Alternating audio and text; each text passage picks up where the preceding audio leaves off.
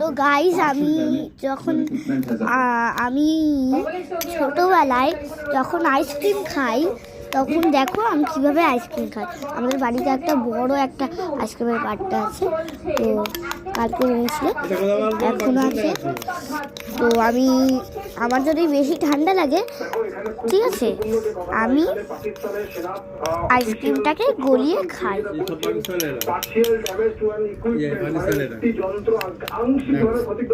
যদি আমার মানে মাথার শিরার যদি কোনো প্রবলেম না হয় এবং অন্য কিছু যেন না হয়, ওই জন্য আমি গলিয়ে খাই। এভাবে গলিয়ে নিয়ে এবার খাবো। সেটা কিন্তু পাকিস্তান সকালেই স্বীকার করেছিল যে তাদের একটি যন্ত্র লাহোরের কাছে, লাহোরে যে সেনা ঘাঁটি, সেখানে 4 জন সেনা জখম হয়েছে, একই সঙ্গে তাদের একটি যন্ত্র জখম হয়েছে। অর্থাৎ ভারত যা বলেছে সেটা পাকিস্তান নিজেই তার প্রমাণ দিয়ে বলছে যে তাদের গুরুত্বপূর্ণ যন্ত্র সেটা জখম হয়েছে। অর্থাৎ এক্ষেত্রে স্পষ্ট এবং যেটা খুব গুরুত্বপূর্ণ সেটা জখম বা সেটা ধ্বংস হয়ে কালকে রাত্রিবেলায় অবস্থা জম্মু শ্রীনগরের উপরে টার্গেট পাচ্ছে না মঞ্জিরা।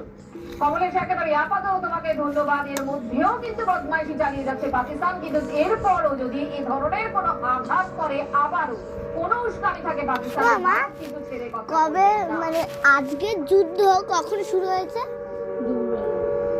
দুপুরে। কখন? 3টে। তো দুপুর 3টেতে যুদ্ধ শুরু হয়ে গেছে আজকে।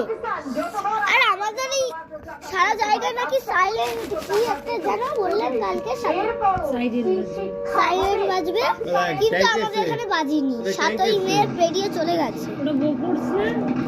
পাকিস্তানের শয়তানি, ভারতের প্রত্যাঘাত। সত্যি কি যুদ্ধ শুরু হয়ে গেছে গাইস? তোমরা বলো।